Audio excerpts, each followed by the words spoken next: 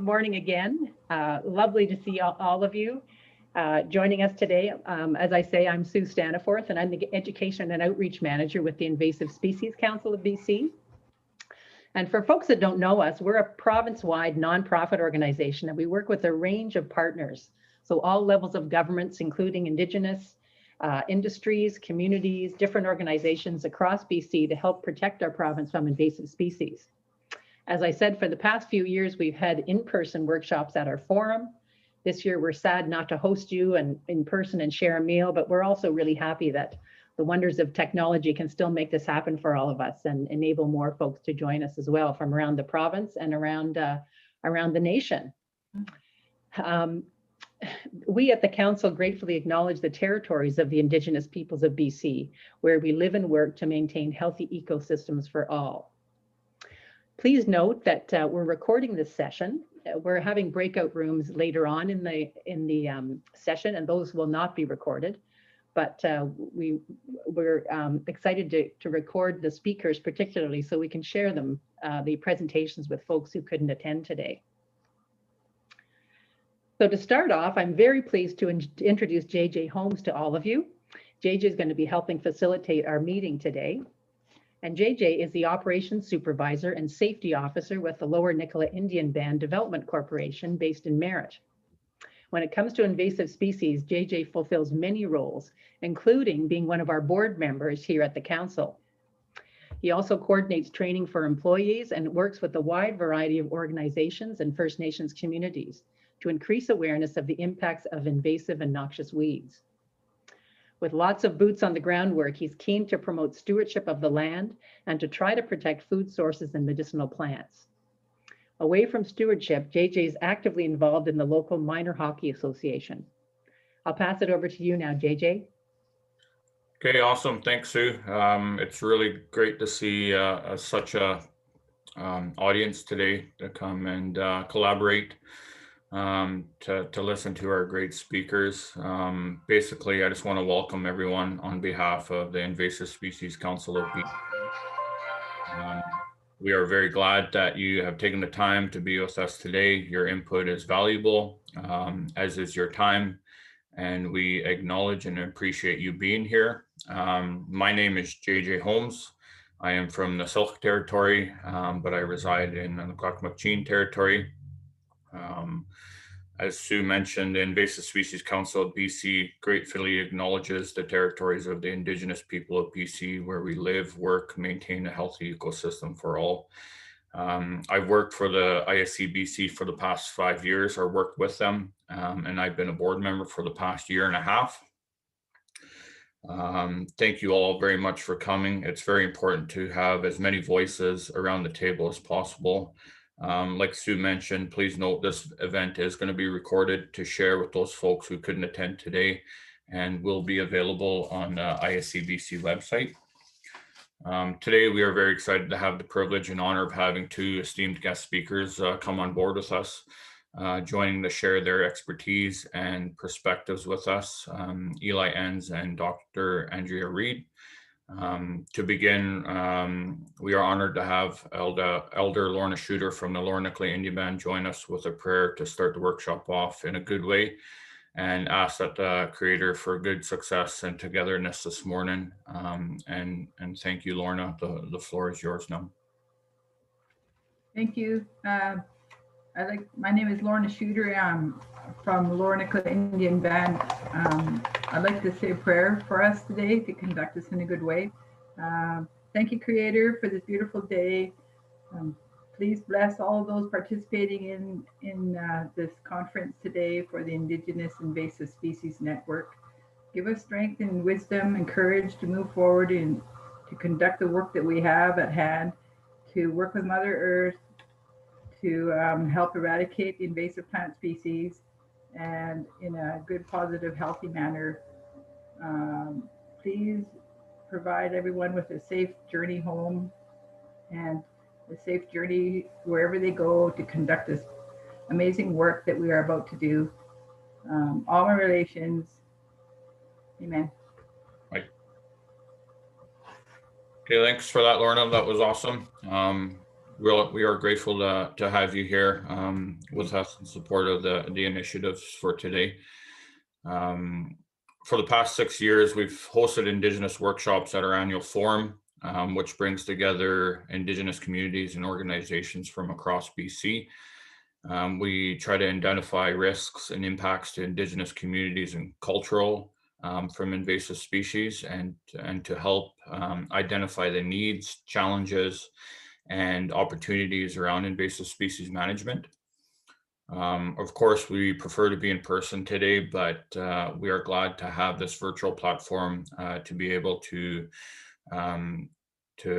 meet up this way. Our goal is to move forward together in a meaningful way with continued success in Indigenous invasive species management. And I'll just turn it back over to Sue now to review the agenda for today. Great, thanks, JJ, and thanks so much, Lorna. Lovely to have you, and really nice to have you open our workshop in such a nice way. I'll let you go to your garden whenever you need to. Hopefully you folks can see that okay. Looks good, Sue. Great. So just run through the agenda briefly. We had a couple of minor changes just to make sure that we got Eli in when he can join us. Just doing the round table now and the openings and the welcome prayer from Lorna. Eli will be joining us shortly to present his talk on the role of Indigenous protected and conserved areas, IPCAs, in mitigating and managing invasive species. We'll have some time for questions and answers.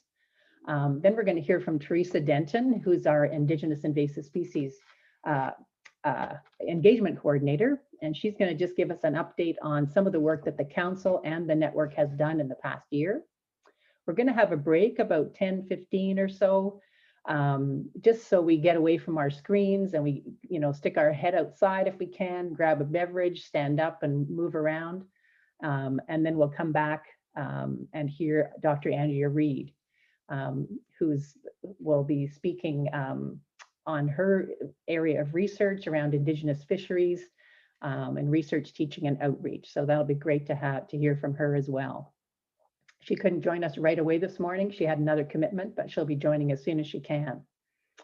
Then after Andrea speaks, we'll be doing some small group work. So we'll be working in small breakout rooms, and we've got some key questions to discuss. And these questions are going to help us as a council move forward in the coming year and figure out priorities from you folks, where we should direct some of our energies, how we can best help communities, and how we can best build more partnerships. So we'll be breaking up into small groups.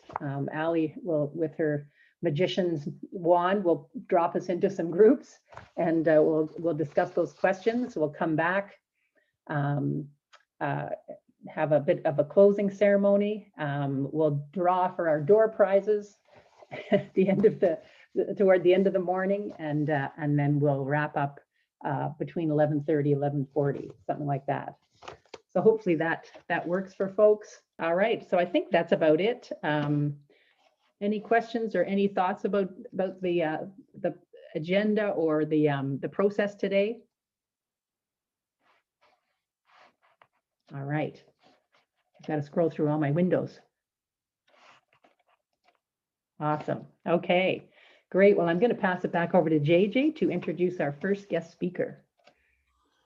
All right, I'm super honored and privileged to present this bio for Eli. Eli Enns is an internationally recognized expert in Indigenous-led conservation. He's from the Tla-o-qui-aht Nation on his father's side and Dutch Mennonite heritage on his mother's side.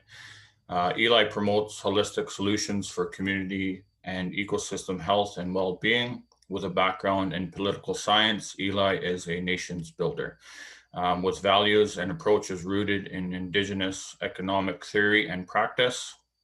In 2017, a decade after co-founding the Hekumen Tribal Park in his own territory, Eli co-chaired the Indigenous Circle of Experts for the Pathway to Canada Target 1, which culminated with the groundbreaking 2018 report, We Rise Together, Achieving Pathway to Canada Target 1 through the creation of Indigenous protected and conserved areas in a spirit of practice of reconciliation. The IPCA are now a central component of Canada's conservation efforts.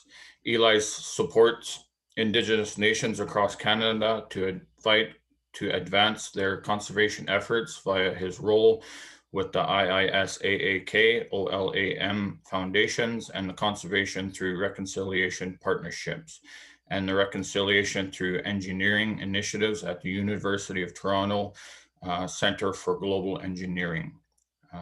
Nuchua Nuth, and values and concepts, the guide for Eli's life and work. He Shishuk Sawalak, everything is one and everything is interconnected. Isaiah, to observe, appreciate, and act accordingly. We are honored to have Eli joining us today. So yeah, happy to be here with all of you, and you know, I've actually been quite fascinated with the whole phenomenon of invasive species for many years now, and I'm certainly not. That's not my area of expertise per se, and I know that the more kind of global movement of people and goods bringing different diseases and invasive species has, you know, been quite problematic. I think about those great birds. They kind of look like pelicans, albatross birds that nest in the rocks in some fragile ecosystem, while a ship trading goods globally back when everything was wind powered, accidentally dropped off rats there, and they've been plaguing the albatross eggs for years now. You know, I mean, those kinds of things are so disturbing, and and I also think about my elders in Nuu-chah-nulth here on the West Coast, and the teachings that we have about transformation, Kwe-kwik-sup in the Nuu-chah-nulth language, as described to me by my elder Levi Martin, who's one of our fluent speakers. He talked about how this process of transformation is always happening, and he shared a story with me a long time ago about a plant that that everyone thought was a nuisance, and in this old story, there's a young man who has a dream about this plant, and in his dream he understood. He had a conversation with the plant, and from that dream, he realized the value of that plant and why it had come to them, and so everything in creation has a role in the world, and sometimes we just don't understand it. Is basically what his teaching was to me. And this teaching in Nuu-chah-nulth was that, you know, to never think of life forms, you know, as just disposable or unimportant just because we don't have a need for it. Now, I understand that's very different than the kinds of invasive species things that many of you talk about, but I can't help but be reminded of those teachings.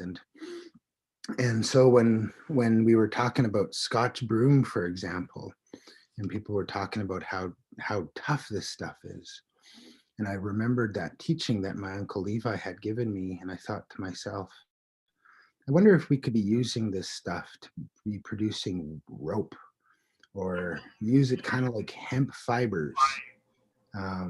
You know, anyways, these are some of my musings about invasive species, but I'll leave it to the experts.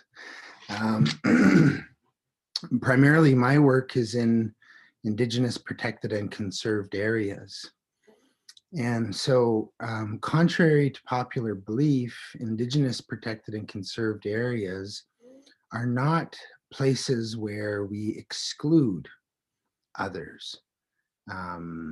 They are places that, the other invasive species, which is, newcomers who also destroy environments. It's not about that. It's about fulfilling our responsibilities as per the vision of our elders at the time of early contact. And I'll say this, I mean, my primary work in IPCA's, Indigenous Protected and Conserved Areas, for me was rooted in tribal parks. We have tribal parks out here on the west coast of Vancouver Island. And I'll say this, that, 500 years ago, our people didn't need tribal parks. The notion of taking one part of our land and saying, this part is special, we'll treat it really nicely, but then over here is a sacrifice area for industry. That kind of disconnected thinking and looking at the world is intuitively, not a healthy way of looking at the world from a neutral perspective. He shook his tsawak. And so if a young person had gone in to see the elders 500 years ago and say, we should make this island over here a tribal park. Well, the elders would have had a great concerns for this young person, because all of our lands and waters are interconnected phenomenon. And so these IPCAs, these Indigenous Protected and Conserved Areas, they're places of what I call true reconciliation, because I want to distinguish from conference reconciliation. I want to distinguish between fancy speech or fancy brochure reconciliation, the kind of reconciliation that's just talk. That's not the kind of reconciliation I'm talking about here. We talk about reconciliation. We talk about reconciliation among human beings, but also reconciliation between humanity and the rest of creation. There's that interspecies reconciliation. And the other third type of reconciliation that we talk about in the work that I do is internal reconciliation. No matter what side of a conflict you're on, no matter what side of injustice you are on, we are all in need of healing and internal reconciliation. I'm often reminded on October 4th, 2014, I was up in the Chilcotin, and I remember this because there's no radio up there. So we were using a satellite radio, and we were, my uncle from Iiscebheal had gifted a totem pole to the Tsilhqot'in peoples in honor of the time their people spent in the Supreme Court of Canada. And as you may recall, June 26, 2014, the Supreme Court of Canada ruled in favor of the Chilcotins on Aboriginal title. And so my uncle, Tim Paul from Iiscebheal gave a great gift, not only the totem pole, but a mask and a song that connected the Chilcotin people to our territory forever. But anyways, I was listening to the satellite radio, and there was an interview on CBC, and it was a retired RCMP officer. And he was sharing a personal experience about his internal reconciliation. When he was a young officer, for one afternoon in his career, he was tasked with the ugly job of abducting a child from its home and taking that child to a residential school. And if you know anything about martial law, if you're given an order from a superior officer and you don't follow that order, then that was one of the biggest violations of law, because it'll lead to a breakdown in the rule of law and the chain of command. So he followed his orders, and this was the legally condoned practice of the day. They were totally within the law of Canada to do what they did. But regardless of that, something inside his humanity was broken that day. And he described on the CBC radio interview how years later, after retiring from the RCMP, and he was a Christian. He grew up going to church. He continued to go to church. It was the church that was, driving the residential school problem and cultural genocide, or all-out genocide, if you prefer. And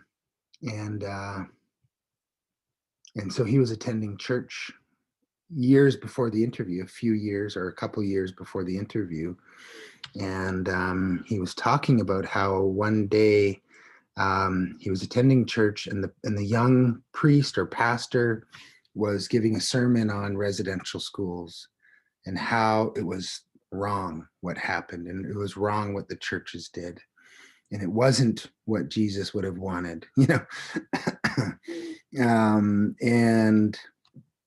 and this retired RCMP officer started to experience a certain kind of psychological effect stemming from that day. First, he became nervous in public and didn't want to be out in public anymore. And then slowly this psychological effect continued like a drop of water that always hits the same place. Slowly that drop of water will erode. And eventually he experienced a full mental breakdown. He went to a medical doctor, and the doctor said, "There's nothing physically wrong with you. Your condition seems to be psychological." And so he went to a psychiatrist, and the psychiatrist helped him to identify that the root of his, breakdown was this experience decades earlier as a young RCMP officer participating in the legal abduction of a child from the crying, screaming arms of their mother. And so interestingly, what he did is he decided to approach a circle of elders, residential school survivors in the local community. And you have to bear in mind, he didn't know if the child he had abducted, lived or not, right? He didn't know what happened to that child. Gord Downey, the famous Canadian musician, had been, building awareness about it. And yeah, just wave at me if you can't hear me. I see some comments going on there about audio. I think you're good. I think it's internet connection. Thanks, Eli. Okay. Anyhow, so he approached this circle of elders who were on their own healing journey. And he, without knowing what their response would be, he wasn't sure if they would be angry at him or be sad, or he didn't know what their reaction would be. So he just went in and he shared his story, and he broke down in front of them, and without even hesitating for a moment, this circle of elders embraced him, and they invited him into their healing journey as well. And I just think that, and what I've observed in my time working with our peoples across Canada is we have dozens and dozens of Nelson Mandelas walking around this country. Nelson Mandela was known for his noble effort for overcoming slavery in South Africa, and in his 27 years in prison, and Desmond Tutu and all of them, But I've met so many elders across this country that are providing that same type of leadership. And this is what I'm talking about when I talk about internal reconciliation, that no matter what side of injustice you're on, we all have that internal healing to do. And I'm often reminded of a quote from Martin Luther King, which some people are offended by and other people get is that he said the master-slave relationship is just as unhealthy and dysfunctional for the master as it is for the slave. And so, you know, Indigenous protected and conserved areas is an olive branch to the dominant self-destructive society, to show that there's another way to be, not only with each other, but with the land, and to create an opportunity for healing. Healing our relationship with the land goes hand in hand with healing our internal, you know, bruises and scarring and all the rest of it. And so these Indigenous protected and conserved areas, in a way, is coming full circle to rediscovering the origin story of Canada. So I want to ask the question. I think all of you are Canadians on this call. Does anyone here, raise your hand if something comes to your mind right away. Does anyone here know what the word Canada means?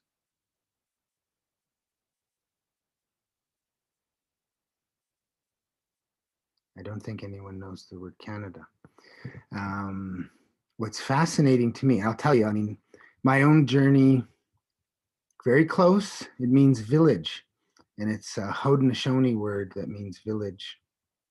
And I met with Haudenosaunee language speakers outside around Montreal and whatnot, and spoke to them about that. So with my own thing, without going into all the details, but you know, I was racially profiled by Brandon City Police in Manitoba when I was 12 years old. And this was the year before the Rodney King beatings in LA and the riots that spurred on, you know. And by the way, you know, in Canada up until 1951, between 1885 and 1951, it was illegal to potlatch. It was illegal to Sundance, and the Feast of the Dead was outlawed. All the spiritual sacred ceremonies of our peoples across this country were outlawed. And it was also illegal, yeah, Kanata, Canada. Canada means village in the Haudenosaunee language. Just like here in Tla-o-qui-aht sound, it comes from the word Tla-o-qui-aht, which is where I'm from on my father's side of my family. Anyways, not to get stuck on linguistics here, but just simply to say that, you know, between 1885 and 1951, it was not only were these ceremonies outlawed, but it was illegal for 3 or more brown-skinned Indigenous men to be gathered in a public area. And this was a carry forward from the quelling or stamping out of the so-called Red River Rebellion, also known as the Northwest Resistance, which was led by Louis Riel, not only on behalf of the Métis Nation, but on behalf of Indigenous nations of the so-called Northwest Territories at the time, all of Manitoba, all of Saskatchewan, Alberta, and the Northwest Territories, and in Nunavut, it was all considered at that time Northwest Territories, a Crown land designation. So on behalf of the Métis and also on behalf of the Indigenous nations and the French communities, that was interesting for me. Most recently, information has come out about the role of the small French communities. Of course, the French had lost the 7 Years' War with the British, and so they were scattered through the north in small villages, and also Quebec, the province of Quebec, is the remnants of that French-American settlement. Anyways, so they resisted that, and this policy of police to pull over any group of 3 Indigenous men that they ever see, even though that changed in 1951 because of the Geneva Convention on the status of political refugees and the Universal Declaration of Human Rights in 1948. You know, those policies were changed in Canada, but the practice of police forces continuing to shake down any sizable group of Indigenous men, that continued until I'm not an old guy. It was 1992 when I experienced this myself.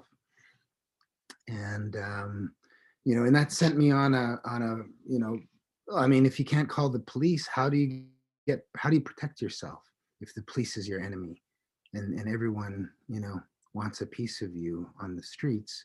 Well, you tribe up. So I made modern day tribal agreements with blood, and that's what our people do in the city centers. You call them gangs or gangsters, but the reality is we're tribing up. And a lot of the thing is it goes back to this Red River Rebellion that was quelled with first bad faith negotiations. They negotiated their way out of that and promised so much to the people, and then they reneged on it. And they established the railway and got enough redcoats through to keep the resistance quelled, And so my own journey came from that kind of thing. And, I wanted, Canada was my enemy, and I didn't know what Canada meant at the time. But Canada was my enemy because they had made me their enemy. I was 12 years old. I was just a child. And up until that time, I wanted to be either a baseball player, a fireman, or a police officer, because those are the good guys, I thought, So I'm walking down the street with some other young Native boys. Police pull over, and all my buddies skedaddle. They run, jumping fences, running away. And I stood there because I didn't do anything wrong. But I was physically abducted by that guy. And this guy, the first time I met him, he hated me. He had all kinds of vulgar, racially charged language for me. And it created an identity complex in me, you know what I mean? That I was the enemy. I wasn't the good guy, I was the bad guy, right? So it spurred on a few very violent years of my life, which thankfully I saw my way out of that with ceremony. 3 years of ceremony between 1995 and 1998. And then I set my sights on university and learning about this country that's called Canada and how it came to be and how I could dismantle it. Honestly, that was my mandate at the time. But what I found was so fascinating is that Canada is actually an Indigenous state. Canada is founded upon European Indigenous treaties, the peace and friendship treaties that were abused and misused and disrespected in recent years. In the beginning, those peace and friendship treaties were absolutely paramount, critical to the nation building endeavor of King George III. He made a political, economic, and military alliance with the Haudenosaunee Confederation. The Haudenosaunee and their vast network of tribal allies, spanning all the way into the Dakotas. When the Haudenosaunee went to war, all their treaty nations went to war alongside them. And that's why King George benefited so much from that treaty. It's called the Treaty of Fort Niagara in 1764.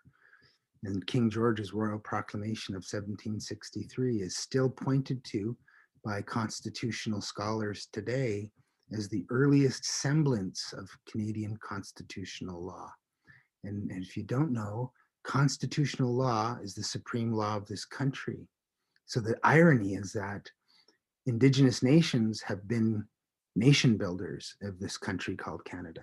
That's why Canada is different than the UK. The attitude and beliefs and temperament of Canadians is different than the British.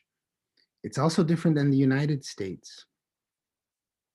Shortly after the defeat of the French in the 7 Years' War, due to the strategic alliance with the Haudenosaunee Confederation, King George III was ousted by his own people. Isn't that ironic? He was cannibalized, and the violent American Revolutionary War took place 16 years before 1792. That's my point of reference, because that's when the Americans bombed our village on the west coast of Vancouver Island. They bombed our biggest village and burned it to the ground when we weren't there. Very cowardly act of war against us, which spurred on 20 years of conflict between Nuu-chah-nulth and the United States of America. And we took 2 of their boats and we interrupted their nation building exercises. The United States of America, because, the British had they purported to have, sorry.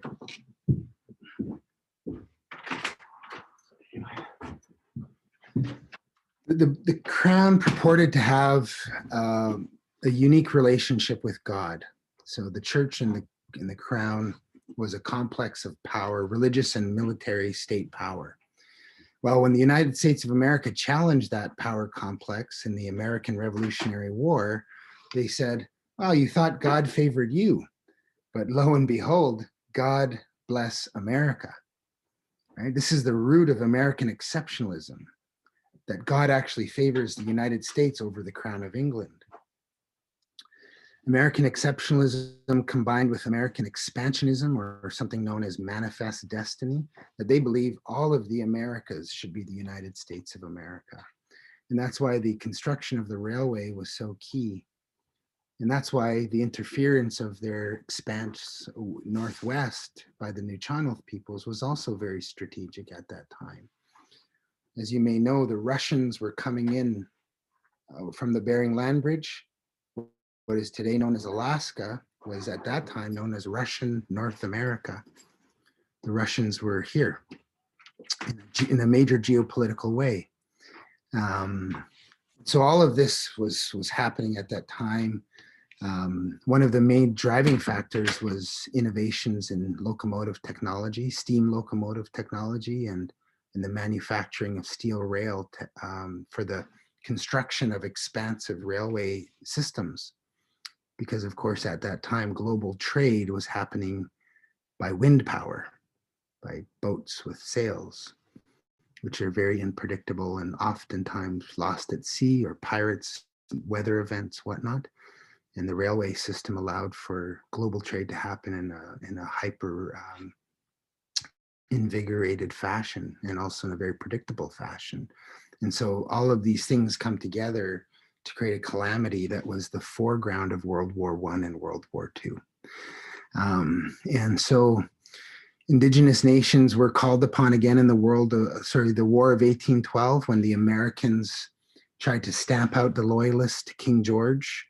King George followed the loyalists, they called them British North Americans back then, right? They didn't call us Canadians, called British North Americans. They followed on the heels of the French, who had lost the 7 Years' War and formed what would become the province of Quebec. And so the British formed what would become Lower Canada, like Ontario. And anyways, the Haudenosaunee were called upon again in the War of 1812 to protect King George Min from their own people, ironically, the United States, the native-born sons of the UK, who had just gotten, no taxation without representation. They didn't want to fuel the nation-building empire overseas. They wanted to create their own. So that's how you raise your children, then that's what they'll do to you.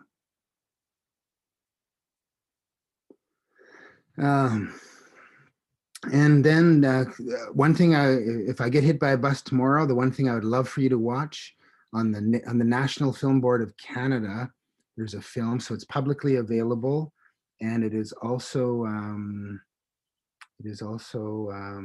free, and you won't get commercials because it's on the National Film Board of Canada. It's called Forgotten Warriors. And I don't like to glorify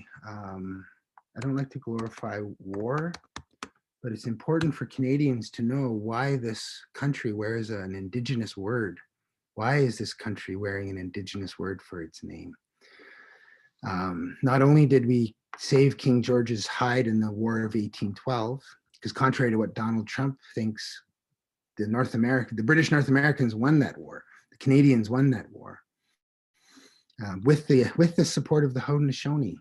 And this is why they had the law against three, because at that time, during those early wars, one Indigenous warrior, because of their physical, spiritual, psychological excellence in training through ceremony and preparation for life and death situations, their knowledge of the land, one Indigenous warrior was equal in value to 10 American soldiers in the War of 1812. The Indigenous warriors of the Haudenosaunee Confederation were world renowned, like the Japanese samurai was at the same time.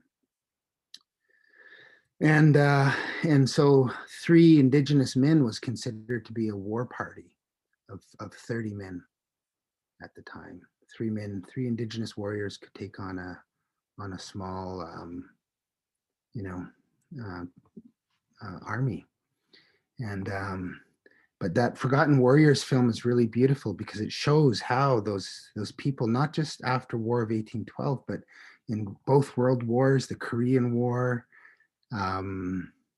that Indigenous warriors volunteered to go and fight overseas to protect this country. And that's the irony that I see too, is so many non-Indigenous people say, what do the natives want now? You know, what more do they want? And it's the other way around, my friends. Our tribal park here, we protected the water supply for the resort municipality of Tofino when the province of British Columbia sold out its own children. Municipalities are legal creatures of provinces because they're created through acts of provincial legislation. And you have a fiduciary responsibility, province, to your children. But they were negligent of those responsibilities. So they weren't just screwing Indigenous peoples over by recklessly granting huge tenure licenses to their buddies. They were also neglecting the well-being of their own children. And so the tribal parks and IPCAs is an olive branch, but it's also a corrective measure to bring balance back. And we need to have that balance in our relationships to also, you know, start to follow Mother Nature's lead. The old people that I talked with in the Chilcotin, they heard about the war on climate, and they said, what is this? Oh, the fires and floods. It's getting worse. And the old people said, why are you trying to fight our mother?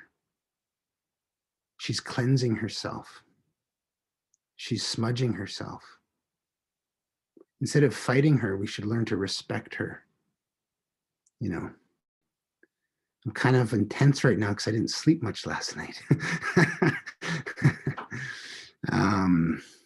But that's what they said. They said, don't have a war on the earth, climate.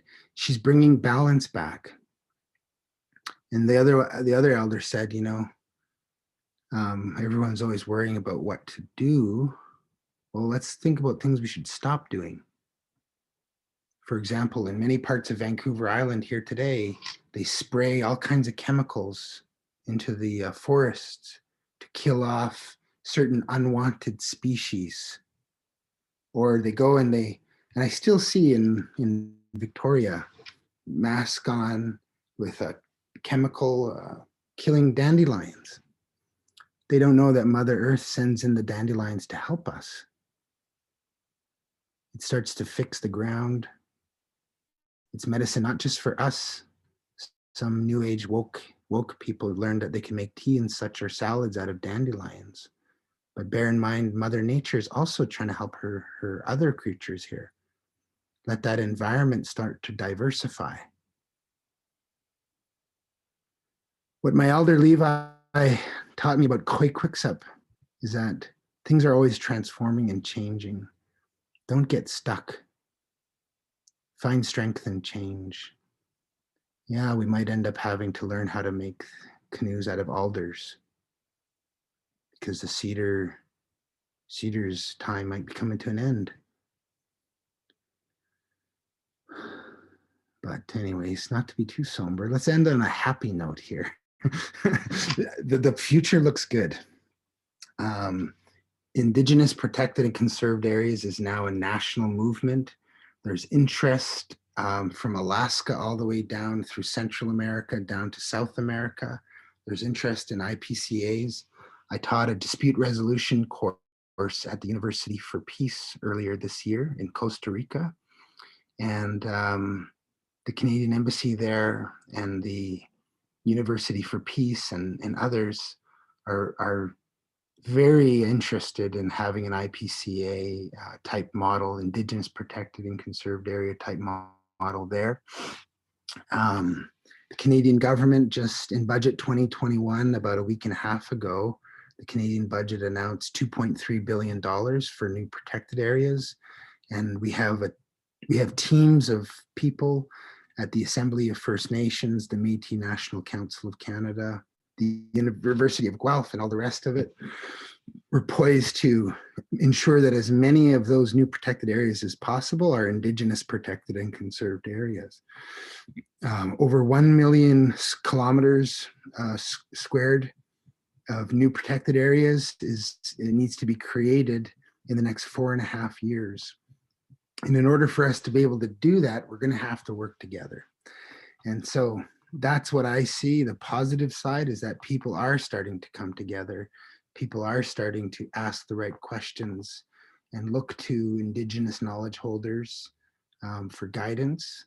Not to say that there's not a role for Western science. There certainly is a role for best practices and toolkits in Western science, but there needs to be that balance. And that really is, I believe, how we can do our best to live up to the name of this country, which is a village of peace and friendship. Tla-o-qui-aht, thank you for your kind attention. And that's the end of my little speech for today. Eli, thank you so much. It's wonderful to have you, and I really appreciate you sharing your really valuable perspectives and thoughts with us today. I really appreciated also your discussion around reconciliation, both interspecies and internal and with the land. So thanks for that, those wise words. We have a few minutes with you still for questions. So folks, I see there's a bit of action in the chat box. Ali has been dropping in the NFB films and the other links that you spoke about, Eli. Just looking to see if there's some questions coming up. There's a question from Susan. Is the 3 Indigenous warriors and their capacity against a small army behind the law that forbade the congregation of 3+ Indigenous men post-1885, or is the number 3 a coincidence? It is directly related to quelling the rebellion, yeah. Interesting. But after 1951, because diplomats and political philosophers from Canada were active co-authors of new emerging international law. There was an interim step between World War I and World War II. It was called the League of Nations. The League of Nations, by the way, was in part inspired by the Haudenosaunee Confederation, which was governed by the Great Law of Peace. Americans hung on to the collective security element of those agreements, but there's 2 other parts they missed. And one of those is called what I call peaceful commerce, and the other is bioregional economics. And so, but the League of Nations, again, was based on collective security. The League of Nations fell apart when the German and Japanese forces broke that trust. But then post World War II, they took another stab at it by creating something called the United Nations. And the Universal Declaration of Human Rights in 1948 was co-authored by Canadian diplomats and political philosophers. And they were also very active in Geneva in 1951 and continued to be active in global law and peace building in certain ways, ironically, in that regard. But after Geneva Convention, months after coming home from Geneva, Canadians had to overhaul their own Indian Act. The Indian Act is domestic law, and so you can't preach international law about these highfalutin ideas of equality and justice and then still have these, really oppressive genocidal policies at home. So they overhauled the law in 1951, months after returning home from Geneva. And then it took decades for the practices to catch up. And arguably they're still being practiced. My young relative was killed by police in New Brunswick. We had another relative here in Opitset killed by police just recently. It's still happening, and so not to go back to a dark place, but anyways, the question is about that. Yeah, thanks for that. I'm just looking at the chat. DJ dropped a note in just saying being reborn, opening one's eyes to the real history is an important journey. Hosiam. Buster, I wish I could say your Indigenous name. Maybe you can come on and say it. He is saying another great film that is on NFB Films is called The Road Forward. So thanks for that. And we're going to save all these chat notes and send them out to you folks. So as we're concluding, and it doesn't look like anyone has any questions per se, so maybe what I'll do, Sue, is I'll just invite every one of you, either as individuals or as organizations, invite you to become a part of the We Rise Together movement. This was the name of the ICE report, the Indigenous Circle of Experts for the Pathway to Canada Target 1. This was our olive branch to the Canadian government to say, if you want to create new protected areas in the spirit and practice of reconciliation with Indigenous peoples, here's our advice. We chose the name We Rise Together to be inclusive. And you know, our elders told us throughout that entire process, they said, the time for a rights-based conversation has come and gone. A rights-based dialogue is inherently adversarial. They said, we need to learn how to have a responsibilities-based dialogue. My Algonquin elder who's passed away, late William Commanda, he said it beautifully. He said, we exercise our rights through taking care of our responsibilities. Authority and accountability cannot be decoupled. You know, rights and responsibilities cannot be decoupled. Two sides of the same coin. And so the We Rise Together movement is a positive movement where everyone's welcome. Civil society organizations, government, Indigenous nations, of course, philanthropy guaranteed, academia, all the rest of it, the general public. So this We Rise Together movement is going to be launched in the summertime. And the occasion that we're launching this movement is the 60th anniversary of diplomatic relations between Costa Rica and Canada. In 1961, Costa Rica established an embassy in Canada, and Canada established an embassy in the Central Valley in Costa Rica. And the shared values that were espoused was peace building and sustainability. And so I'm working with people here in Canada as well in Costa Rica, and we're going to launch this, we're going to have this celebration of this 60-year anniversary. Then we're launching this global movement of WeRiseTogether.earth. And this is where IPCAs and the like will be showcased. And it's about raising awareness first and foremost, but it's also about building a movement and raising funding to support important initiatives like IPCAs. So stay tuned for that. Feel free to share my email around so I can, whoever is keenly interested in that kind of thing, to get in touch with me and make sure that we're linked in together. Yes, I sure will. Thanks, Eli. I'll do that right now. Okay. There's Eli's email, as well as the links for ISAC OLEM and the Conservation Through Reconciliation partnerships. And thanks, Ali, for dropping all those notes into the chat as well, all those links. Cool. All right, guys, we'll have fun. Hope I didn't, somber the mood too much there with some of that stuff, but there's fun. There's good stuff. And by the way, the Canada-Costa Rica celebration thing is going to be really fun. We're going to, we're going to have a lot of fun. And if you like Costa Rican food, that's all going to be happening. And who knows? Maybe in the future it'll be an annual event, and we'll be able to, once we can travel again. Who wants to go to Costa Rica? In February, how about February? Sounds good. Yeah. All right. Thanks for all the work you do as individuals and your organizations, and I look forward to having you a part of the movement. Okay. Don't Wonderful. be shy.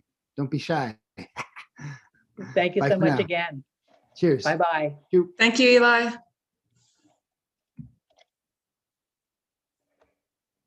All right. Great. And we will share Eli's contact information in the notes as we send out for folks that want to connect with him further. Wonderful. Well, I'm really happy now to introduce Teresa Denton to all of you, who's the Indigenous Engagement Coordinator with the Invasive Species Council of BC. I'm going to let Teresa introduce herself. Thanks, Teresa. And she'll be providing an overview of some of the work that the Invasive Species Council of BC has accomplished in the last year, as well as the Indigenous Invasive Species Network that we work with. So Teresa, I will turn it over to you. Great. Thank you, Sue. Hi, everyone, and welcome. I hope you enjoyed our first guest speaker. It was really great to have Eli here and hear his important insights and initiatives that he's working on. So I'll be talking about the Indigenous Invasive Species Network here at the ISCBC, what we do, some of our recent activities, and partnerships.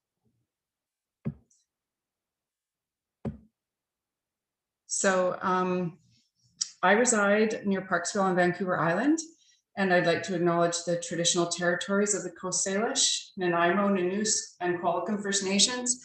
Please forgive me if I have overlooked any nations in the area. And also together with the Invasive Species Council of BC, I gratefully acknowledge the territories of the Indigenous peoples of British Columbia, where we live and work to maintain healthy ecosystems for all. So a little bit of background about myself. I'm of both Tahltan and Tlingit heritage from northern BC and belong to the Wolf Clan. Both areas in the north are really beautiful places. They're really special places to me and my family, and I'm really honored to be a part of each of those communities. They're both really unique and home to a lot of biological diversity and wildlife species such as moose, salmon, and many other aquatic species. Most of my career has been in forestry, and I'm a registered forest technologist with the Association of BC Forest Professionals. And throughout all these years, I've really greatly enjoyed being involved in this line of work. So my role here with the Invasive Species Council as Indigenous Engagement Coordinator is to support the Indigenous Invasive Species Network, support communities with field visits to identify invasive species, monitoring of the species and identification, of course, coordinate events and training opportunities, deliver and develop presentations to Indigenous groups, communities, and organizations, and research and develop specialized resources and information. The goal of the IISN is to provide a forum for exchanging information on available resources, identifying needs, sharing lessons learned for invasive species management programs and projects related to Indigenous interests. So the IISN to date has 200 registered members. The network also coordinates communications between Indigenous communities and organizations in BC. We conduct regular conference calls and email updates through the ISCBC and the IISN. We discuss invasive species impacting communities, management strategies, community needs, and new invasive species sightings. Also, we develop and administer community presentations, educational outreach, and we receive input on how to enhance education, training, networking, and communication within and between Indigenous organizations and governments across BC.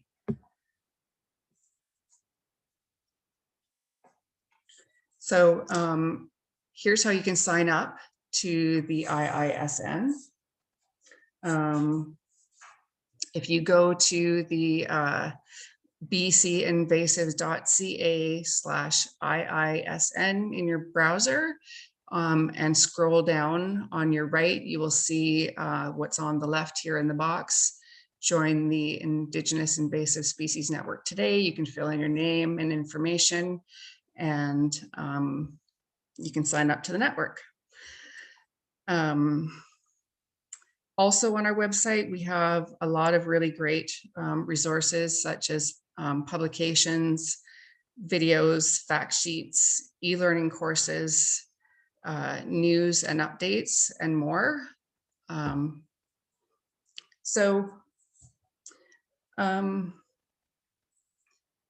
It's been an interesting, I'm sure, as we all know, and challenging year. And I wanted to reflect a little bit on this past year. We've all experienced the COVID situation.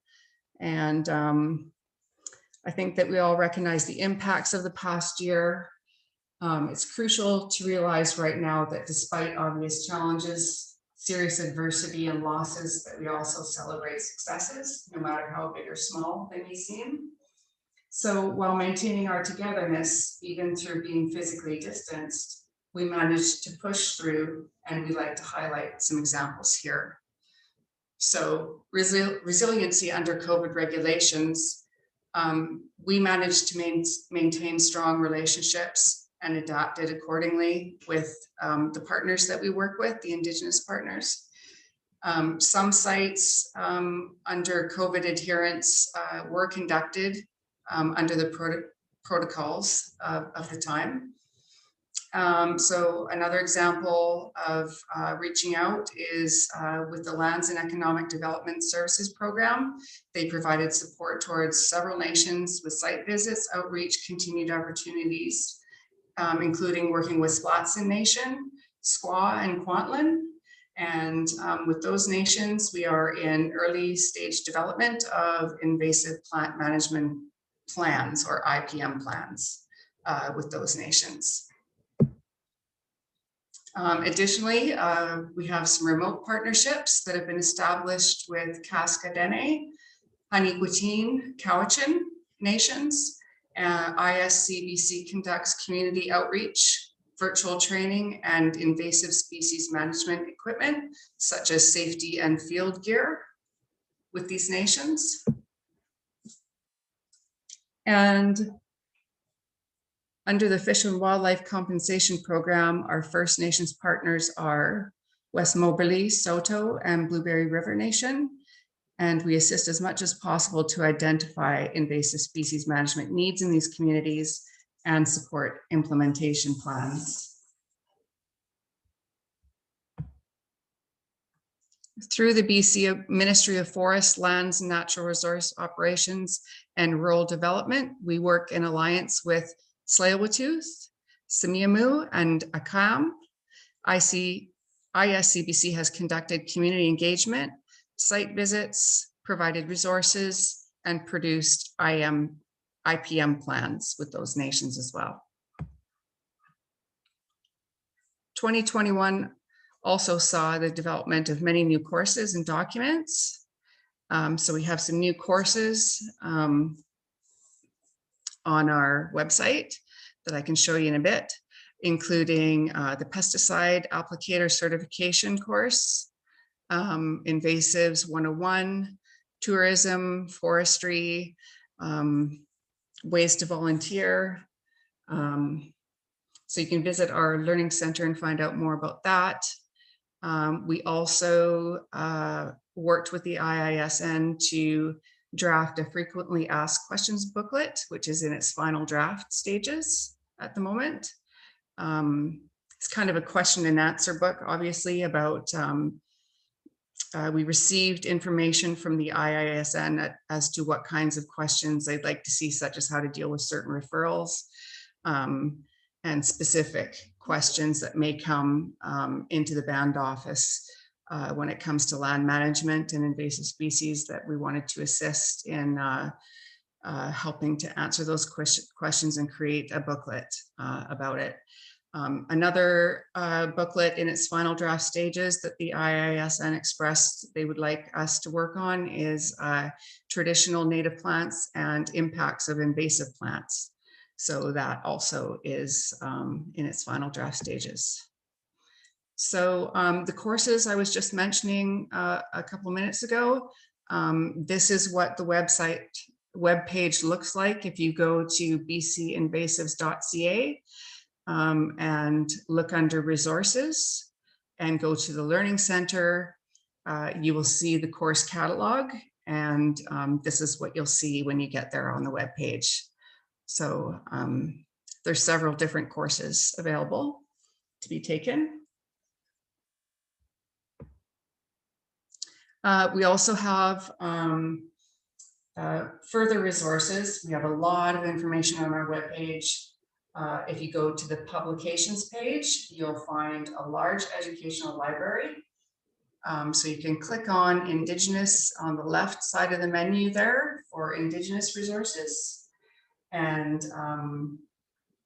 as you can see in this menu on the left here, there's several more if you choose to browse through that.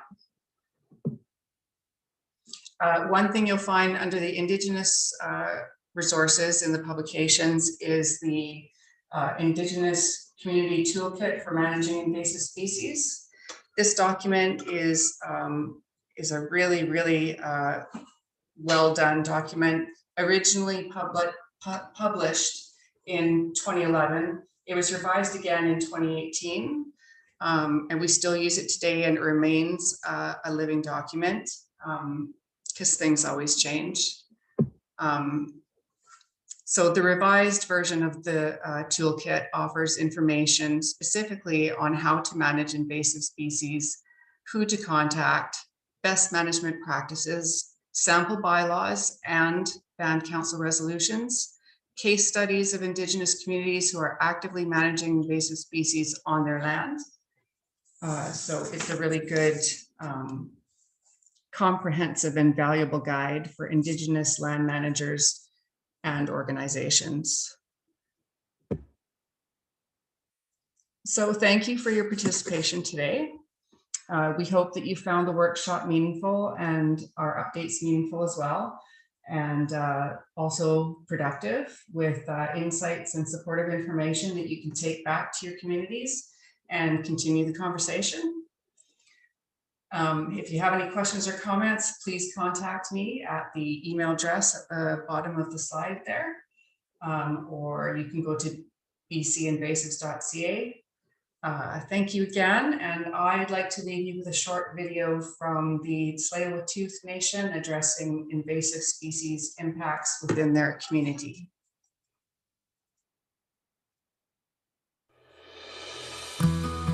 Today we're at Wai-o-chen Park, which is co-managed by the Nation and District of North Vancouver. Because Burrard Inlet is such a busy area, both industrially and development-wise, there's a lot of invasive species coming in. The shellfish species that's being harvested right now is an invasive species, since the native species are not at a level where a sustainable harvest can occur. On the terrestrial side of things, there's knotweed and blackberry and hogweed. We're here in the Squamish Nation territory in Mosquito Creek Marina. Well, right here we have the Himalayan blackberry, and that's what we're dealing with now. One of the issues we deal with is the removal of this stuff. Where does it go? We don't want to be transferring risk to another area. Access is lost to beaches, streams, and systems where it's got harvest.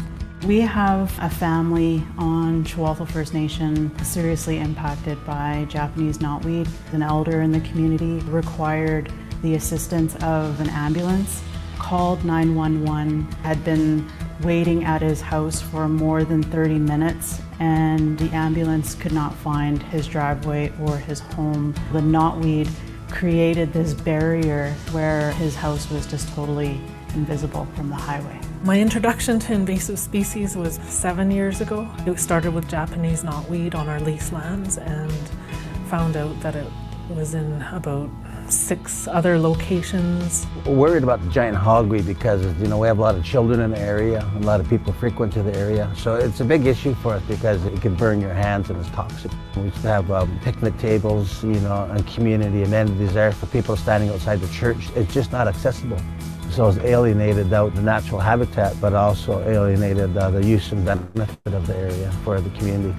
It can restrict access to harvesting sites. It can destroy native species and plants that you rely on, and it can destroy wildlife habitat and affect your ability to go harvest moose and deer. Tla-o-qui-aht Nation has a variety of habitat restoration projects across the whole traditional territory.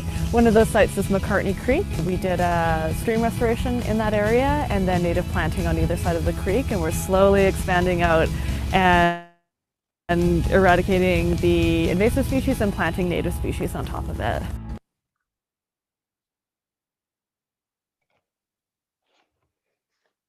Great. Thanks so much, Teresa, for that overview and for showing the video. For folks who want to see more videos, they're on our website, and Ali's been great at popping all the links into the chat, and we'll send them all to you as well after our workshop. I'm going to turn it over to Teresa, who is going to give Andrea an introduction, and we can get started. Okay, thanks, Sue. So today's next guest speaker is Dr. Andrea Reid of the Nisga'a Nation. She is assistant professor with the University of British Columbia's Institute for the Oceans and Fisheries.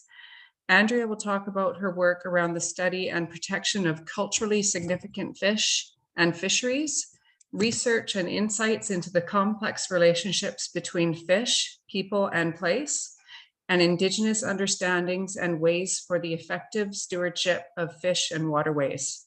She will also discuss the new Center for Indigenous Fisheries that she helped to launch. Thank you, Teresa, for the welcome, and nice to see you all here today. Thanks, folks, for making the time.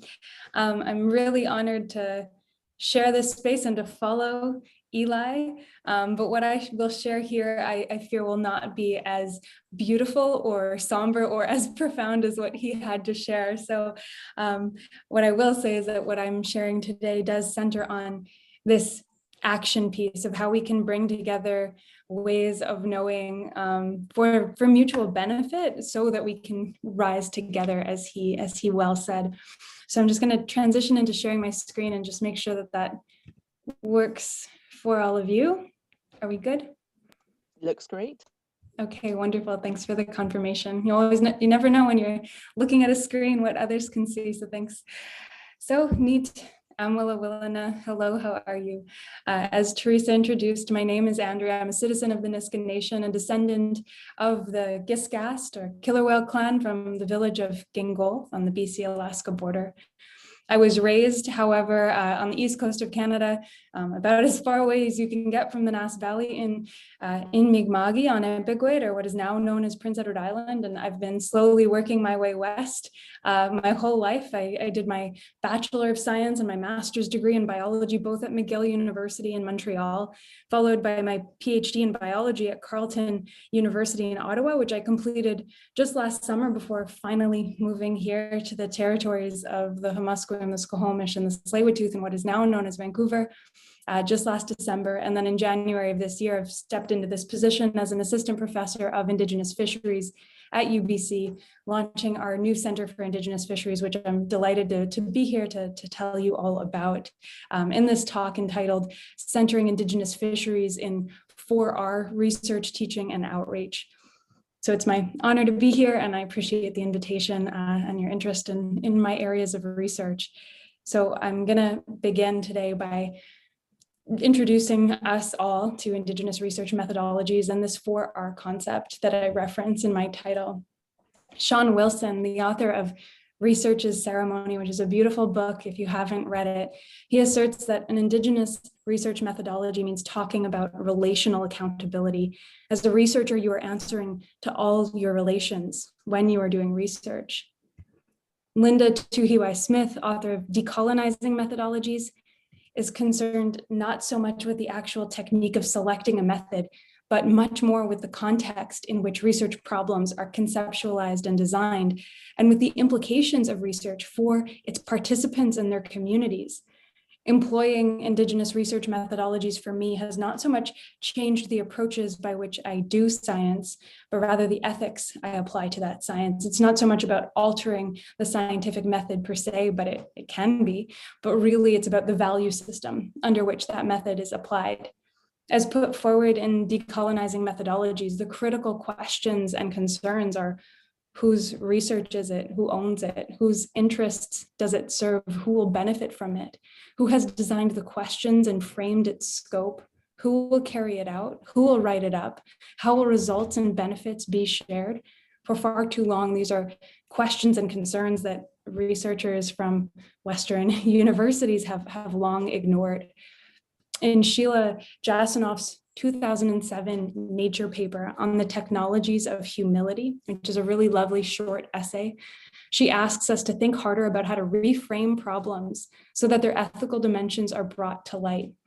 She recognizes huge value in science and gives the example that climate scientists can tell us with high certainty that human activities are raising Earth's mean surface temperature, that extreme weather events will occur, and that melting ice caps will cause abrupt changes in the global climate. But she continues by clarifying how science cannot tell us where and when disaster will strike, how to allocate resources between prevention and mitigation, which activities to target first in reducing greenhouse gases, or whom to hold responsible for protecting the poor. And she issues here a call for humility, especially for policy and decision makers, to recognize the limits and the partiality of scientific knowledge, especially when we're faced with these huge issues of extreme urgency and high uncertainty. In her view, policies and decisions based on humility might redress inequality before finding out how the poor are hurt by climate change, value greenhouse gases differently, depending on the nature of the activities that give rise to them, and uncover the sources of vulnerability in fishing communities before installing expensive tsunami detection systems. And while her call to action is not on the subject of Indigenous research methodologies really at all, her plea for us to re-engage with the moral foundations of science, this aligns extremely well in my view. The 4R concept that I reference in my title and that I'm sure is familiar to many people here today was first described by Verna Kirkness and Ray Barnhart in 1991 as respect, relevance, reciprocity, and responsibility, where respect means valuing and building on the diverse knowledges of the individual, the culture, and community. Relevance means involving the community at all stages of the research project to make sure the research is relevant to the needs and dreams of the community and culture. Reciprocity refers to when researcher and community both benefit from the project, and learning and research is a two-way process. And this is positioned specifically to counter the multitude of one-sided projects simply aimed at achieving academic milestones, as is often the norm, often ignoring the goals or concerns of Indigenous research partners. And finally, we have responsibility, which is an overarching concept of the previous 3 R's, and which Eli spoke to well, where the researcher is mindful of all perspectives, accountable to all of our partners in the research process. And all of this culminates in work that is pluralistic and holistic, where multiple knowledge systems are respected and considered valid, often brought together through interdisciplinary practices, reflecting the interconnectedness of everything in our world, in work that is applied, addressing key localized or contextualized concerns and answers to specific and identified problems, in work that is participatory and mutually beneficial, with the gains from the research being shared among all project partners, and work that is steeped in this idea of relational accountability, of holding ourselves responsible to all our relations and all our partners in the research process. So my plan for today is to walk you through a number of my past, present, and future research, teaching, and outreach endeavors, to share with you some of my preferred practices, to highlight some important missteps, which Stalo scholar Joanne Archibald cleverly calls "oh no" moments instead of "aha" moments, and to speak to the ambitions and the vision that I have for the Center for Indigenous Fisheries, which keeps me accountable and on a mission that serves all our relations with a special interest in protecting the ever important interrelationships between fish, people, and place. So I'm going to start with my most recent and major set of research projects, and that's what I did for my PhD thesis entitled Fish, People, Place, Interweaving Knowledges to Elucidate Pacific Salmon Fate. And this used the life cycle of the salmon and the linked cycle of salmon-based knowledge systems as a starting point, as a conceptual framework that guided how I approached various assessments of the state of our freshwater systems, the state of salmon systems and related knowledge systems, the effects of multiple stressors on salmon migrations, and the transformative power of this idea of eruaptumak, or two-eyed seeing, which is a concept I'll get to shortly, which I apply to fisheries research and management. This was a hugely interdisciplinary dissertation that brought together fish biotelemetry, so tagging and tracking, interviews with knowledge keepers, as well as a ton of synthesis and review. My first and fifth chapters brought together experts to assess threats to freshwaters and salmon systems, respectively. They also sought to look at changes in freshwater biodiversity and access to salmon, respectively.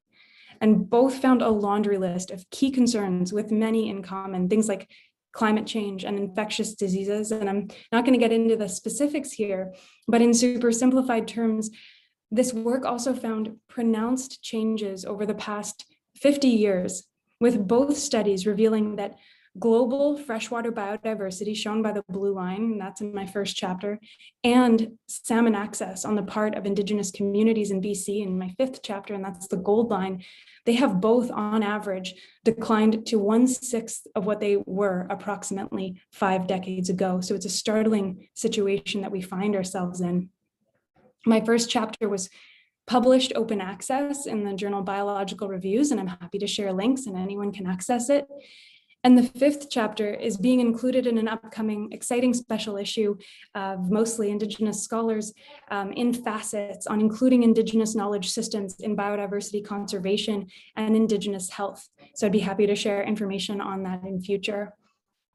And so it's some of these key concerns that were identified in those chapters that I focused on in my biotelemetry work in my third and fourth chapters to see how all of these different stressors of how fisheries, changing temperatures and other things might affect the ability of sockeye specifically to reach their spawning grounds. And this was work that I did across BC's 3 largest salmon-bearing rivers, the Fraser, Skeena, and the Nass River, with the Nass being home of the Nisga'a. In broad strokes, what I found here, working in collaboration with Indigenous fishers in all of these areas, was that fish injury, being female, and contending with high water temperatures tends to reduce the likelihood of salmon successfully completing their migration after they've been intercepted in a fishery. I was looking at the fate of sockeye that were released as bycatch on the north coast of BC, where in the year of this work in 2016, according to numbers from DFO, over 46,000 sockeye were released as bycatch from marine commercial purse seine vessels, like you see here in Area 3, in this area that I was working, with fewer than 500 sockeye that were allowed to be retained as harvest in this season. So it's clearly a big issue. And the second thing I was focusing on was how salmon fare after they escape from in-river gillnet fisheries in the Fraser, where between 10 and 40% of sockeye arrive on spawning grounds with net marks, consistent with having struggled free from a gillnet. But until this work was done, we didn't have a good understanding of how much this escape experience might be contributing to mortality on their way to spawning grounds, or what we call en route mortality. And in both cases, this was experimental fisheries work. We were working in stream with fishers using their gears, practices, crews, and knowledges to mimic the fishery as best as possible for the salmon. But we would first intercept the fish to implant a radio tag before it continued along its migration path. And we did this for approximately 400 fish in both areas, and then used those radio tracking methods to see who makes it to spawning grounds versus who doesn't, and try to find out why. And very big picture, we found that roughly a quarter of those North Coast bycatch did not reach their spawning grounds, which roughly equates to 6,500 of those original bycatch salmon I mentioned dying en route. And we found that undergoing escape reduced survival by an estimated 28% in the Fraser. And while these are concerning findings, to be sure, they're also actionable, and we can create really concrete fisheries management advice that might improve sockeye survival in the future, such as catching fewer fish at any one time so they're less crowded and thereby less likely to be injured. Also to fish when river temperatures are below a certain concerning threshold, which seems to be around 19 degrees Celsius, which is what we're working on doing and collating evidence on now, so we can put forward clear recommendations for changes that need to happen. So those are my third and fourth chapters. And then the last piece of this puzzle is a review as my second chapter of this notion of Etowuptimuk, or two-eyed seeing, that I previously referenced, which is embodied throughout this thesis, centering on how we can learn from the strengths of both Indigenous ways of knowing and Western scientific knowledge for the benefit of all, without assimilating one way of knowing into the other for it to be rendered valid. I led a review of this concept and how it could be applied to fisheries, which is published open access in Fish and Fisheries. Again, happy to share a link if it's of interest. And I also describe it in full in a virtual seminar that I gave last year, which you can find on YouTube if you search Andrea Reid Two-Eyed Seeing. And the fundamental take-home message from this work, in my view, is that the methods to enable this kind of pluralism of accepting multiple ways of knowing, they're very much out there. Many nations have been practicing them for millennia. The more fundamental questions center on whether we as researchers or managers out there are willing to relinquish power, make space in order for these processes to truly become equitable and just. So my thesis, in short, was pluralistic, applied, participatory, and relational. I even wrote my 300+ page dissertation the entire time using the pronoun who for salmon in recognition of their very real role as relatives to live in reciprocity with, not simply resources to command and control like objects. My work was based on relationships with the fish, on relationships with experts of all kinds, as well as with water and the various places that this work took me to.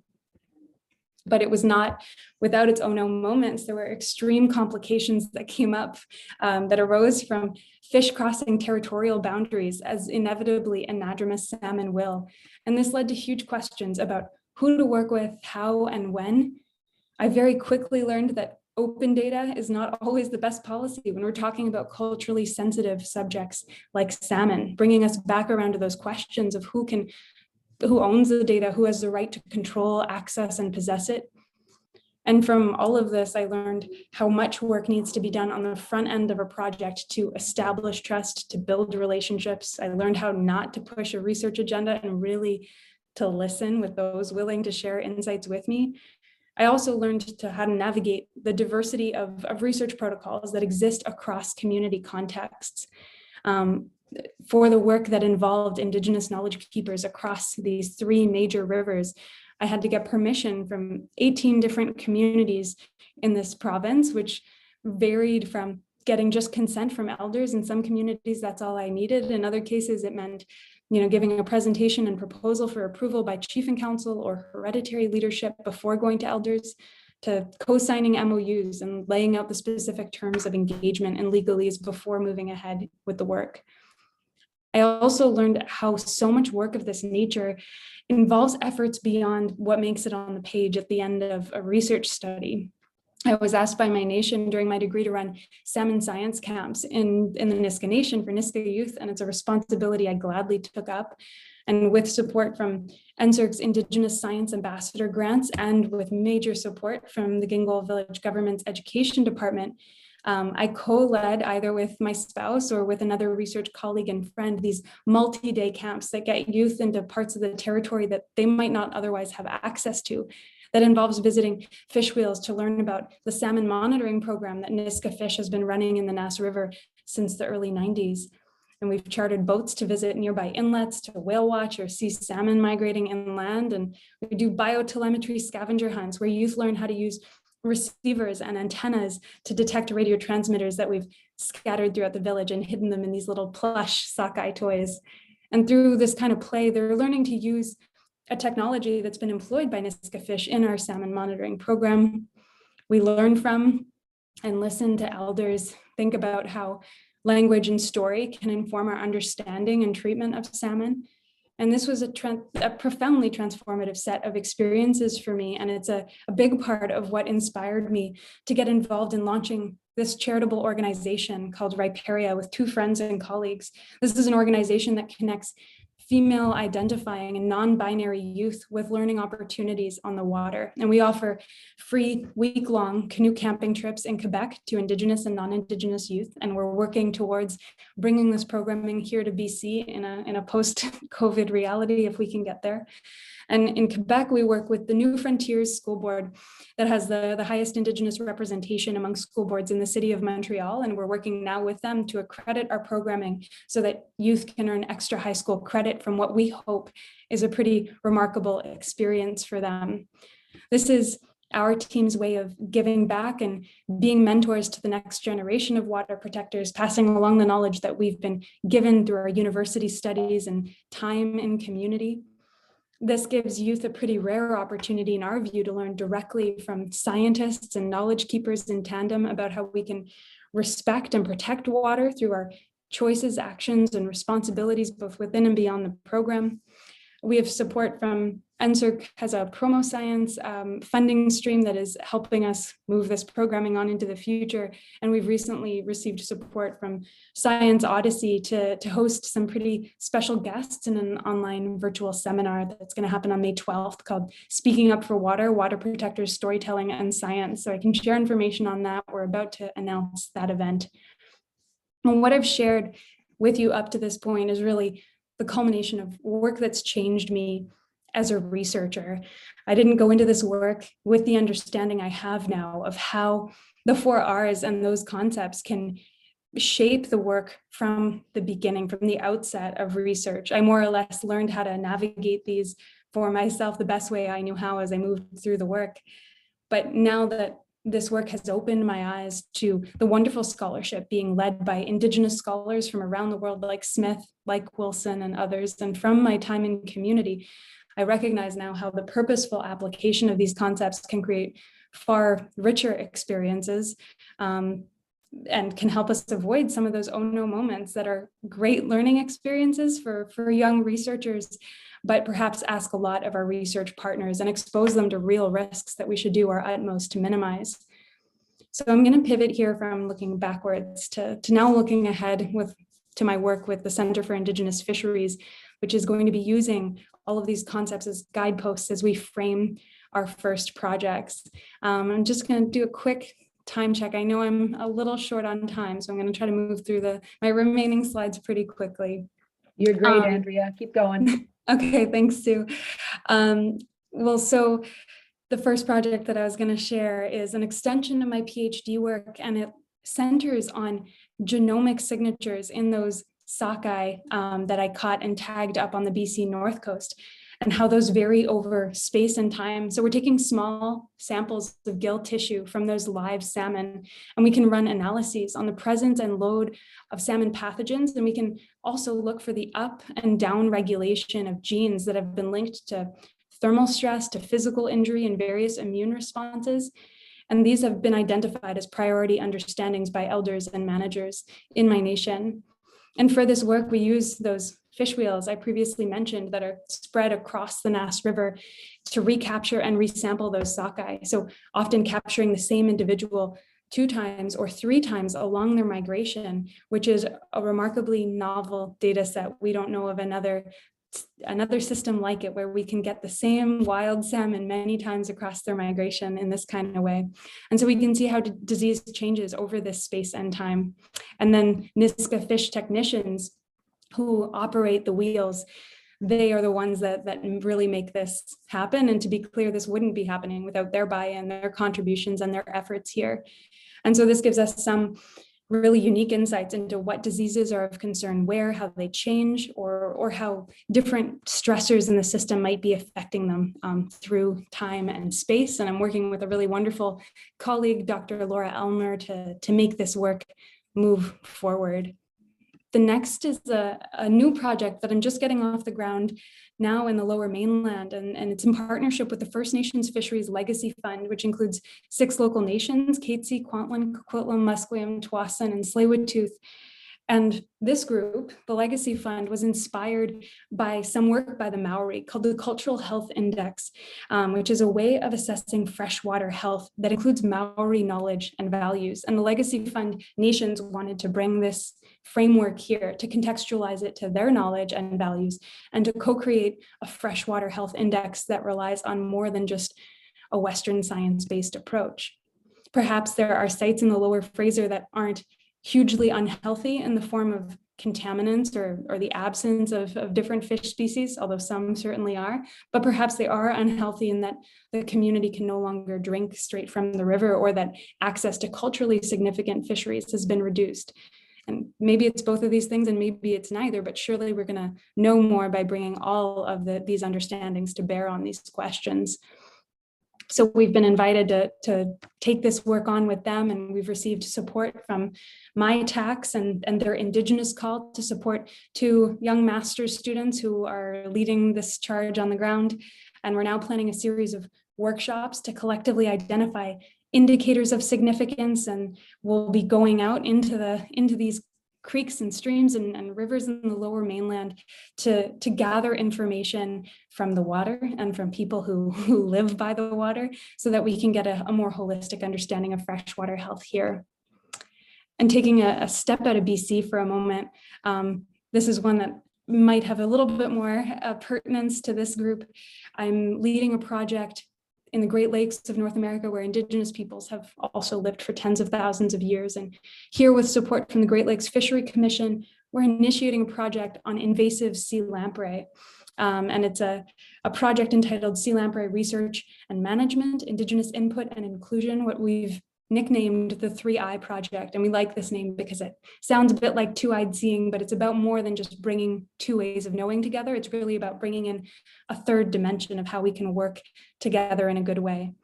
The history of control methods for curbing the spread of invasive sea lamprey, such as putting in barriers and applying potent chemicals, lampricides, it has been very one-sided, and without the full participation and consent from nations and tribes throughout the Great Lakes. So we endeavor to work with these communities to identify better pathways for working together towards a better and shared future, and thinking about what greater governance and better fisheries management justice looks like. And for this work, we have a wonderful young PhD candidate joining us from the Saugeen Ojibwe Nation, who will be leading this work on the ground.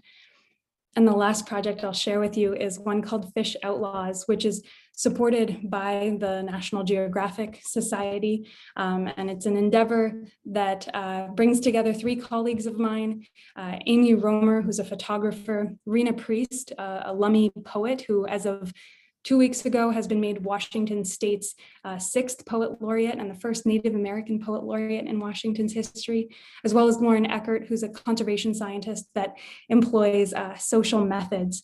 And so together with a bunch of students, we are hoping to bring to the fore stories of how Indigenous fisheries in the Salish Sea have been criminalized, banned, usurped, or restricted out of existence. And we're going to lead interviews with those that have lived these experiences and want to share their stories more broadly. And we hope to bring them together to envision what greater fisheries justice here in Canada and the United States could look like. We're going to build a timeline of legal proceedings. We're going to collect, share, and visualize stories and experiences. And from a research standpoint, we want to understand the context in which Indigenous fisheries have been targeted in these ways versus the context in which Indigenous fisheries sovereignty has been upheld. And the 4 R's are shaping everything that we're undertaking in this work, so that we can make it respectful, relevant, reciprocal, and responsible to all those that we engage in the process. And so I'll just close this out by saying that at our center, we're committed to research, teaching, and outreach that places community needs and interests at the heart of all that we do, that implements reciprocity and Indigenous fishing ethics, as shown here, as methodologies, which I hope I've made clear here today. Our work ultimately aims to support the management and protection of culturally significant fish and fisheries, as Teresa introduced, in ways that uphold and respect Indigenous rights, values, practices, and knowledge systems. And we hope to become a hub regionally, nationally, and potentially internationally for Indigenous fisheries work, learning, and knowledge sharing with our growing network of Indigenous organizations, fishers, managers, thinkers, artists, advocates, elders, youth, governments, and communities. The list goes on and on. We really want this to be a place for everyone, not just quote unquote academic scholars. So with that, I would like to say thank you all for your time and attention. And I would like to just say special thanks to the graphic illustrator, Nicole Marie Burton, who created all of the comics style illustrations that I shared in my presentation today, without which I wouldn't be able to communicate many of these ideas as clearly or effectively. So Toyex, Nicole, thank you all. Wow, Andrea. I'm so amazed and so inspired by all the work that you do and the work to bring so much inclusivity into your work. Thank you so much for sharing that expertise with us and your experiences and your great inspiration. Thank you for the wonderful work that you do as well. As a biologist and as an educator, I'm so inspired by your youth projects too. I will have to dig into those more. Ali has been putting links into the chat to all of your research links and papers, etc. So we can share that with folks. Andrea, we've got a couple of minutes for questions. If you can stay for 3 or 4 minutes. Yeah, absolutely, I can. And sorry for going a bit over. I tend to get chatty when I'm talking about these things. That's okay. I don't think anyone's complaining. Just looking in the chat, Carrie Reid is saying that DFO is wanting to release sockeye into our Chum Salmon River. Carrie, am I saying that right? Our traditional elders are not happy. It's weirdly like creating an invasive species. It speaks to non-Indigenous values that think sockeye is a superior fish. Just any comments, Teresa, on that? Or Carrie, did you want to speak to that? You can unmute as well. Yeah, it's just come up recently and we're all kind of shocked by it that they're wanting to release sockeye fry. And sockeye never been a fish that comes up our river. And it just feels really uncomfortable. Wow, where is this, Carrie? The Big Qualicum River. Okay. Yeah, I'm spending some time thinking about sockeye as an invader. Some of my partners who are Dene up north are finding sockeye in places that they haven't been previously. But then also with my colleagues in the Great Lakes, all Pacific salmon are stocked for fishing, and it's pretty incredible to see people who don't even realize that it's an invader that wouldn't be here if we didn't continue to those stocking efforts. But yeah, I think that's a major concern if it's not a system that previously supported those fish.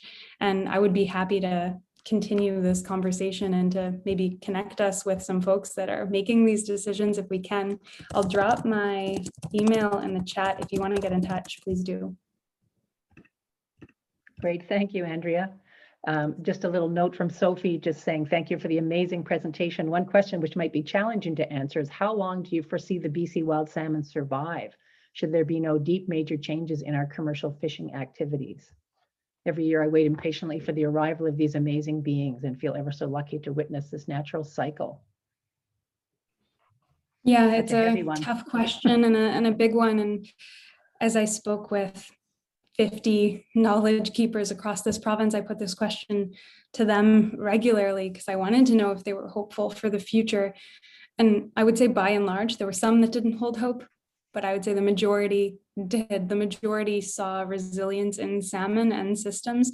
Many feel that we've pushed these systems to a real edge, and we have to change things immediately if we're going to change things at all. And I really encourage us not to feel disempowered by these changes, because then we're just going to not act. And I think it is our responsibility to be agents of change when and where we can. And so I really commend what I'm seeing in many nations in terms of active management efforts and restoration efforts to make a better future for salmon. But I think things have to change immediately. And that was the large perception from these elders that I spoke with, that we're at a tipping point. And if we continue the way we are now, and if we continue to treat salmon like commodities and not relatives, then we're going to just see this proliferation of destruction, and we have to change that, absolutely. I would say I'm on the fence about it. I want to have hope, but it is deeply concerning. And when so many people here across Indigenous territories identify as salmon people, it is deep and concerning questions about who are we when the salmon go away. And I had many elders share those concerns with me, and I sincerely share them because salmon are tied to our languages and to our ways of being. It is so much more than losing just a food source. It runs deep, as many of you here know. No, that's so true. Andrea, Loretta's thanking you for the Riparian program, which sounds fabulous. And she's saying it states that it's for connecting young women in science on the water. Is over 50 considered young? Yeah, so we're definitely starting with youth to begin so that we can have them be the water and fish protectors of the future. But we are considering expanding in future ways that are more inclusive to more groups. For now, because we're a small and young organization, we're focusing on our target group, but please do keep an eye out on us over time, because we will hope to expand and include more people from the general population. Loretta's pretty young at heart. I think you'd be fine, Loretta. Buster just sends a note. Yes, Hawa, Andrea, I was learning via you about how the government started to criminalize their fishing weirs. Which is pretty tragic. I'm just going to move on to Joe's question. How did you come up with the 4 R's? And was the questions asked to the elders in your research? Great presentation. Yeah, so I mean, the 4 R's have been used really widely across social sciences and health research. And so I'm not novel in any of this. I'm just showing how it pertains equally to natural sciences, which seems like a big revelation in the sciences. People think that this is very new and novel, but it really isn't. And so I definitely attribute that to Verna Kirkness and Ray Barnhard, as well as many others who've done great work in this space, developing these concepts. And yes, so the questions that I asked throughout my thesis were guided by community partners and knowledge keepers. And I spent a lot of time asking about interests so that those could guide where this work goes, but also identifying gaps, what people would like to learn through these processes. And even if my work can't get to all of those gaps, at least I can try to bring together evidence and share that with people. People should know what contaminants are in their waters or what's happening with fish in their territories. So where I can, I do hope to connect those dots. And certainly as our Center for Indigenous Fisheries grows, I mean, right now we're small, but as we grow, we'll have greater capacity to play more of a role like that for more nations. Wonderful, Andrea. Well, thank you so much again. Warren's just saying "cook stem" to you, and you can read his note in the chat. We'll be saving the chat and some of these links and sharing them with all of you as well. I just wanted to thank you again, Andrea, for your wonderful presentation and your inspiring work. Thank you for all that you do, and thanks for honoring us with your presence today. Thank you for the space and time and attention, and for all the good work that you folks are doing here in this network and workshop and beyond. But do keep in touch. Thank you. Thank you. Thanks, Andrea. We appreciate your attention to these very important topics. It was wonderful to hear from our guest speakers who brought some new perspectives and exciting ideas to the discussion. Many thanks to Eli and Andrea for sharing their knowledge and time with us today. It was great to hear for some of the communities who have dealt with invasive species in different ways, and to discuss how the ISCBC can further support Indigenous communities with tools and resources. This will help us to move forward together in our succession with invasive species management. I really look forward to following up with these ideas and discussions generated from the breakout rooms. I think a lot of good information was shared, and we'll compile all of the points and share a summary as soon as we can. Thank you all again for your participation and valued feedback. I really want to encourage anyone who is not part of the invasive species network to join. It's a great way to share our experiences, provide input into invasive species resources being developed. It's also a great to hear about upcoming events please contact Teresa if you're interested in any of those. We will also be setting up a IISN conference call within the next month or so, and we'll be taking input on any other further action items from this workshop. So we'd love it if you would join us for that call. Again, thank you for coming and offering your expertise and support. White.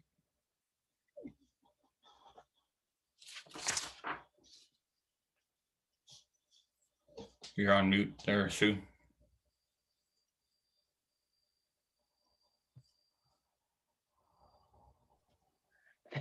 There you go.